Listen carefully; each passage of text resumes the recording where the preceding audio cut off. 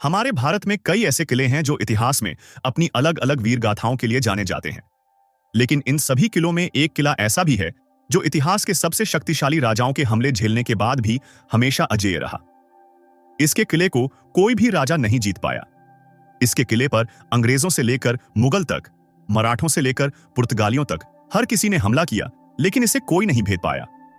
अंग्रेज, मुगल और पुर्तगालियों को तो छोड़िए, इस किले को स्वयं छत्रपति शिवाजी महाराज और छत्रपति संभाजी महाराज भी नहीं जीत पाए। छत्रपति शिवाजी महाराज ने तो पुर्तगालियों और अंग्रेजों के साथ मिलकर भी इस किले पर हमला किया, पर फिर भी वे असफल ही रहे।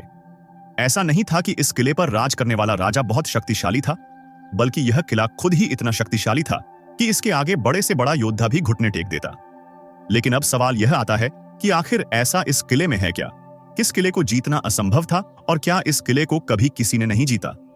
चलिए जानते हैं इन सब सवालों का जवाब। समुद्र के बीचों बीच मौजूद इतिहास में अपने पराक्रम के लिए जाना जाने वाला यह किला है मुरुड जंजीरा किला। महाराष्ट्र के अलीबाग से 65 किलोमीटर दूर मुरुड शहर में मौजूद मुरुड जंजीरा किला भारत की ऐतिहासिक सैन्य इंजीनियरिंग का एक अनूठा नमूना है। ये अंडाकार आकार का किला चारों तरफ से जल से घिरा हुआ है।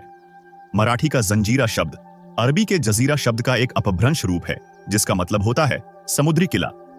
इस किले को 1200 के अंत में एक कोली राजा ने समुद्री डाकुओं से सामना करने के लिए अरब सागर में बनवाया था। इस किले को बनने में पूरे 22 साल लगे। लेकिन इस किले का असली इतिहास शुरू होता है अहमदनगर के निजाम के साथ। उस वक्त मुरुड शहर और उसके आसपास के पूरे इलाके पर अहमदनगर के निजाम का राज था, इसलिए मुरुड जंजीरा पर भी उसी का राज था और व्यापार के लिए बहुत महत्वपूर्ण था। इसलिए उसने इसकी रक्षा के लिए स्वीडन, फ्रांस और हॉलैंड से उस वक्त की बेहतर तोपें मंगवाई और किले की देखभाल का काम अपने एक भरोसेमंद आदमी रामराव पाटिल को सौंपा। निजाम ने किले पर परकोटा भी बनाया, जिससे यह और ज्यादा अभेद्य हो गया। जब किला और ज्यादा सुरक्षित हो गया तो रामराव ने निजाम के खिलाफ बगावत कर दी और किले पर अपना राज्य कायम लिया। निजाम को यह बात नागवार गुजरी और सन 1527 में उसने अपने एक भरोसेमंद सिद्ध सेनापति पीराम खान को जंजीरा पर कब्जा वापस लेने के लिए भेजा। वैसे तो पीराम खान एक कुशल सेनापति था, लेकिन जब इस किले को फतह करने गया तो उसे हवा भी नहीं लगी। वाकई महीनों तक यूं ही भटकता रहा, लेकिन उसे पता ही नहीं चला कि किले को वो कैसे फतह करेगा। पीराम खान के इस तरह भटकने के पीछे का कारण था इस किले की मजबूत रक्षा प्रणाली। इसकी पहली रक्षा परत थी इसके चारों तरफ फैला हुआ पानी। अगर किसी दुश्मन को इस किले पर हमला करना होता था तो उसे इस किले तक पहुंचने के लिए सबसे पहले एक उन्नत जल परिवहन प्रणाली की आवश्यकता होती थी, जो उस समय बना पाना काफी मुश्किल था। लेकिन जब दुश्मन इसी तरह से इस समस्या का हल भी खोज लेता तो उसके लिए अब जरूरी होता था कि किले का प्रवेश द्वार ढूंढे। और इस किले का प्रवेश द्वार ढूंढना बिल्कुल भी आसान नहीं था। इस किले को इस तरह बनाया गया था कि इसका प्रवेश द्वार सिर्फ तभी देखा जा सकता था जब शत्रु बहुत ज्यादा नजदीक आ जाए, और अब जब दुश्मन बहुत ज्यादा नजदीक आ जाता तो किले के अंदर मौजूद तोपों से उस पर हमला शुरू हो जाता था। इन तोपों से किसी भी दुश्मन के लिए बच पाना नामुमकिन था। और दूसरा, इस किले की बाहरी दीवारें ग्रेनाइट से बनी हुई थीं, इसलिए उन्हें तोड़ पाना तो नामुमकिन था, जिसका मतलब है कि इस किले को सिर्फ ताकत के दम पर तो कोई भी दुश्मन नहीं जीत सकता था। और पीराम खान भी यह बात जानता था कि लड़कर तो वह इस किले को कभी नहीं जीत सकता। इसलिए उसने एक षड्यंत्र रचा। उसने एक शराब व्यापारी का रूप धारण किया और किले के बाहर जाकर खड़ा हो गया। जब रामराव उससे मिलने पहुंचा तो उसने रामराव को शराब के कई ड्रम भेंट किए। जैसे रामराव उससे बहुत खुश हुआ और उसे किले के अंदर आमंत्रण दिया। रात को रामराव ने व्यापारी भेज में आए पीराम खान के लिए एक दावत रखी, जिसमें उसने और उसके सैनिकों ने खूब शराब पी और नशे में चूर हो गए। मौका देखकर पीराम खान ने अपने सैनिकों को अंदर बुला लिया और रामराव पर हमला कर दिया। रामराव के सैनिक कोई कुशल योद्धा नहीं थे, वो तो बस मछुआरे थे, और दूसरा वो नशे में डूबे थे।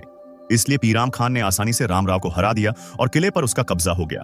उस रात रामराव के करीब 1500 सैनिक मारे गए। निजाम ने यह किला पीराम खान को सौंप दिया और पीराम खान वो पहला और आखिरी सेनापति बना जो इस किले को भेद पाया। पीराम खान के बाद कोई भी राजा इस किले पर कब्जा नहीं कर पाया और पीराम खान ने भी यह कब्जा चल से किया था। समुद्र के बीचों बीच मौजूद यह किला इतना महत्वपूर्ण था कि इस पर मुगल, मराठा और आदिल शाह जैसे भारतीय राजाओं से लेकर पुर्तगाली, फ्रेंच, डच और अंग्रेजों तक की नजर थी। इन सभी शक्तियों ने कई बार इस किले पर हमला किया, लेकिन कोई भी इसे नहीं जीत पाया।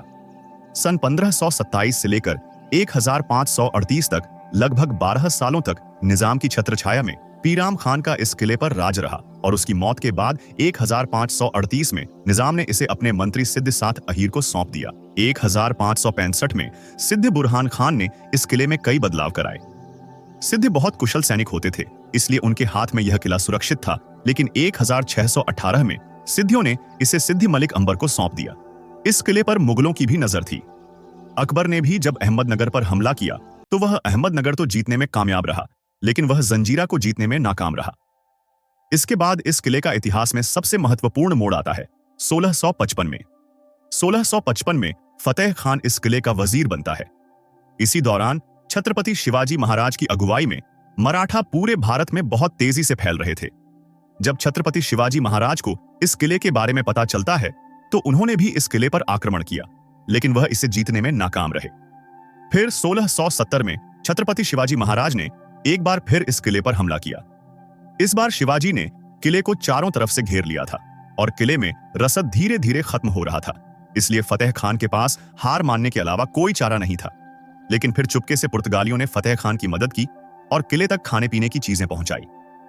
लेकिन फिर भी शिवाजी महाराज की सेना इतनी बड़ी थी कि फतेह खान किले को मराठों को सौंपने को तैयार हो गया। लेकिन इस वक्त पर उसके सरदारों ने उसके साथ बगावत कर दी और उसे कैद कर लिया।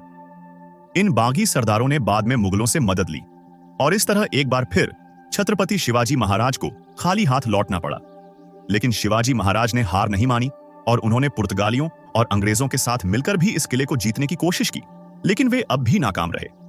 हालांकि छत्रपति शिवाजी महाराज की ताकत तेजी से बढ़ रही थी और वह इस किले पर दोबारा आक्रमण भी करने वाले थे, लेकिन शायद समय को कुछ और ही मंजूर था और 1680 में छत्रपति शिवाजी महाराज इस दुनिया को छोड़कर चले गए।